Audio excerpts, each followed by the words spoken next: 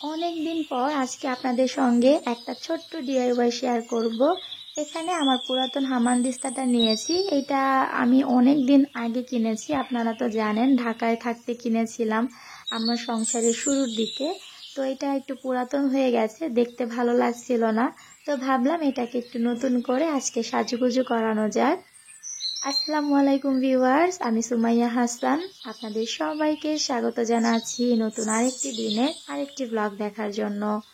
আশা করছি যে যেখান থেকে আমার আজকের ভিডিওটি দেখছেন সবাই আল্লাহর রহমতে ভালো আছেন, সুস্থ আছেন।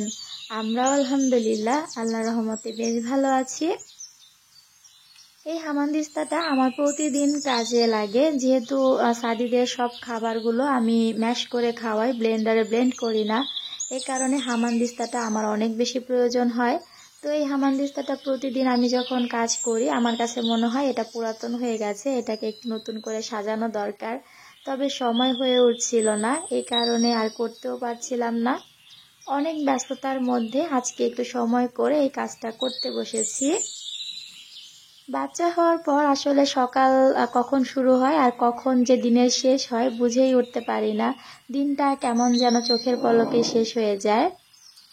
তো যাই হোক, এই যে দেখতে পাচ্ছেন প্রথমে আমি হলুদ কালার করে নিয়েছি আর তারপর এখানে নিজের মনের মতো করে একটু আঁকিবুকি করে নিয়েছি। আপনারা তো জানেন আমি আঁকা আঁকির কাজ খুব একটা ভালো পারি না, তাই যতটুকু পেরেছি সেটাই করে নিয়েছি। পরবর্তীতে আমি কিন্তু এটার উপরে বার্নিশ করে দিয়েছি। এটা যেহেতু কিচেনের একটা আইটেম, তো রেগুলার এটাকে পানি দিতে হবে, ক্লিন করতে হবে। যদি আমি উপরে বার্নিশটা না দিই তাহলে কিন্তু কালারটা উঠে যাবে। এ কারণে ভালো করে বার্নিশ দিয়ে আমি রোদে শুকিয়ে নিয়েছি। তো এটা কালার করার কারণে 2 দিন আমি এটাতে কোনো কাজ করতে পারিনি। এই কারণে আজকে রেডি করে সাথে সাথে সকালে নাস্তা বানাতে চলে এসেছি। আমাদের নাস্তা তো হয়ে গেছে, এখন সাজিদের নাস্তা তৈরি করব। আর এই যে দেখেন, বাসায় কেউ না থাকলে বাচ্চা নিয়ে কাজ করতে যে কতটা কষ্ট হয়। ওকে এখানে সাইডে বসিয়ে রেখেছি, কেননা ও গাড়িতে বসতে চাইছিল না, এই কারণে এখানে বসিয়ে রেখেছি। ওকে এভাবে সাথে নিয়ে কাজ করতে অনেকটাই প্রবলেম হয়। তো এই প্রবলেম সলভ করার জন্য আমি ওর জন্য একটা জিনিস কিনে এনেছি। তো কি কিনে এনেছি সেটা ভিডিওর শেষে আপনাদের সঙ্গে শেয়ার করব।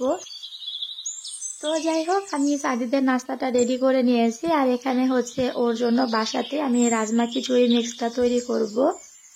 রাজমা খিচুড়ি মিক্সটা কিন্তু অনলাইনে সেল করে, এটা বেশ অনেকটা দামে সেল করা হয়। তো আমার কাছে মনে হলো যে কেনা জিনিসের থেকে বাসায় বানিয়ে নেওয়াটাই ভালো, এ কারণে আমি বাসাতেই বানিয়ে নিচ্ছি। অনেকেই প্রশ্ন করে থাকেন যে রাজমাটা কি। ফেসবুকে না, সরি, টিকটকে অনেকে আমাকে কমেন্ট করেছেন যে রাজমাটা আসলে কি। তো এখানে হয়তো বা অনেক আপুরাই প্রশ্ন করবেন যে রাজমাটা আসলে কি। রাজমাটা হচ্ছে এক প্রকার ডাল, এটা মূলত ইন্ডিয়ান একটা খাবার।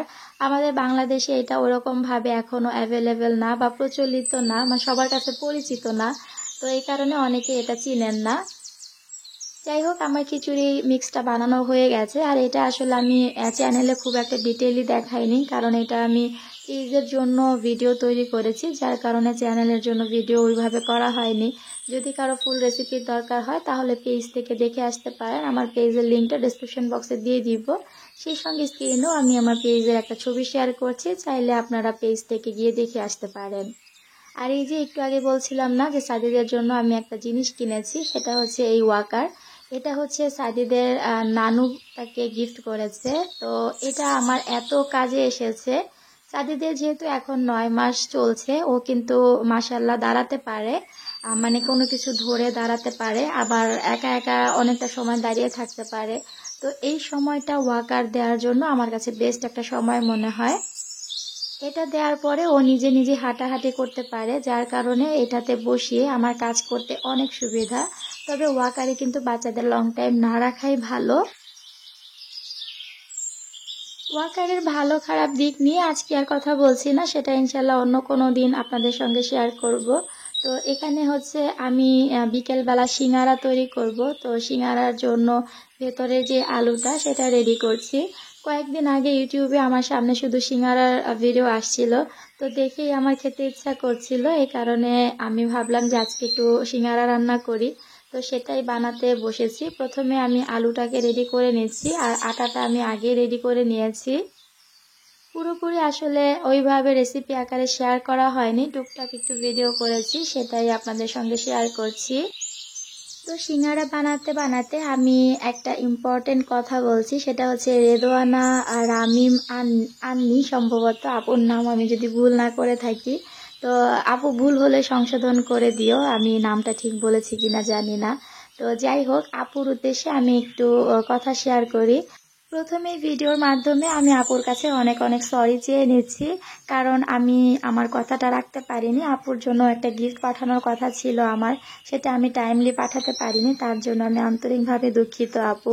আসলে আমি এতটা ব্যস্ততার মধ্যে ছিলাম, আমার ননদের বিয়ে, সেই সঙ্গে বাবুকে নিয়ে, সংসার নিয়ে অনেক বেশি ব্যস্ততার মধ্যে সময় কাটাচ্ছি, যার কারণে আমি ওই জিনিসটা রেডিও করতে পারিনি, তোমার গিফটটাও পাঠাতে পারিনি। এই কারণে আমি খুবই দুঃখিত। আর আমি হচ্ছে আগে যে পেজটাতে আপুর সঙ্গে কথা বলতাম, ওই পেজটা আমি এখন আর ইউজ করছি না। তো ওই পেজটা যেহেতু আমি ইউজ করছি না, তাই আপুকে আমি কোনোভাবে মেসেজও করতে পারছি না। তো আপুকে আমি রিকোয়েস্ট করব যে আপু, তুমি একটু কষ্ট করে আজকের ভিডিওটা যদি তুমি দেখে থাকো, তাহলে কাইন্ডলি আজকের ডেসক্রিপশন বক্স থেকে আমার নতুন পেজে একটু আমাকে কষ্ট করে মেসেজ করো, যেন আমি তোমার সঙ্গে কথা বলতে পারি। আসলে তোমার অ্যাড্রেসটা আমার একটু নিতে হবে, যার কারণে তোমার সঙ্গে আমার কথা বলাটা খুব দরকার। আমি যেহেতু মেসেজ করতে পারছি না ওই পেজ থেকে, এই কারণে আমি ভিডিওর মাধ্যমে এই কথাটা তোমাকে জানাচ্ছি। আর আপু একদম শুরু থেকে আজ পর্যন্ত আমার সঙ্গে আছে, আর আমার প্রত্যেকটা ভিডিও আপু দেখে, সেটা আমি জানি। এই কারণেই ভাবলাম যে ভিডিওতে বললেই তো সমস্যার সমাধান হয়ে যায়। আমি কোনোভাবেই কথা বলতে পারছিলাম না, এই কারণে হঠাৎ এই আইডিয়াটা মাথায় আসলো। তো আপু, তুমি যদি আজকের ভিডিও দেখে থাকো, তাহলে অবশ্যই আমাকে পেজে একবার নক করবে। আর আপনাদের সঙ্গে এই বকবক করতে করতে এখানে আমার সিঙ্গারা কিন্তু হয়ে গেছে। আমি একটা রুটি দিয়ে 4টা সিঙ্গারা তৈরি করছি। কিভাবে করেছি ভিডিও দেখেই নিশ্চয়ই বুঝতে পেরেছেন। এইভাবে সিঙ্গারা বানালে খুব তাড়াতাড়ি হয়ে যায়, আর সেই সাথে একসাথে কিন্তু 4টা সিঙ্গারা বানানো যায়। তো সিঙ্গারার প্যাঁচটা কিন্তু অনেকটাই ঝামেলা, আমি খুব একটা ভালোভাবে পারি না। তো যতটুকু পেরেছি সেভাবেই তৈরি করার চেষ্টা করেছি। আর এখানে আমি প্রথমে কতগুলো বানিয়েছিলাম, তারপরে আমার শাশুড়ি মাও কিছু বানিয়েছে, আর সেগুলোকে ভেজে আমরা খেয়েও নিয়েছি। তবে ভাজার ভিডিওটা আর করা হয়নি, তখন বাবু অনেকটাই জ্বালাতন করছিল, তাই আর ওইভাবে ভিডিও করতে পারিনি। এখানে সিঙ্গারাগুলো যে বানাচ্ছি, এগুলো না খেতে ভীষণ মজার হয়েছিল। বাইরে থেকে তো আমরা চাইলে সিঙ্গারা কিনে খেতে পারি, তবে বাসায় বানিয়ে খাওয়ার মজাই আলাদা। আমার যে সকল আপু ভাইয়ারা এই পর্যন্ত ধৈর্য ধরে আমার ভিডিওর সঙ্গে আছেন, তাদের সবাইকে জানাচ্ছি অসংখ্য ধন্যবাদ। এই পর্যন্ত দেখার পর কোথাও কোনো অংশ ভালো লেগে থাকলে প্লিজ ভিডিওতে একটা লাইক দিয়ে যাবেন। সেই সঙ্গে চ্যানেলে নতুন হলে চ্যানেলটিকে সাবস্ক্রাইব করে আমার সঙ্গে থেকে যেতে পারেন। তো একে একে সবগুলো সিঙ্গারা কিন্তু আমি বানিয়ে নিয়েছি, মোটামুটি অনেকগুলো সিঙ্গারা হয়েছিল।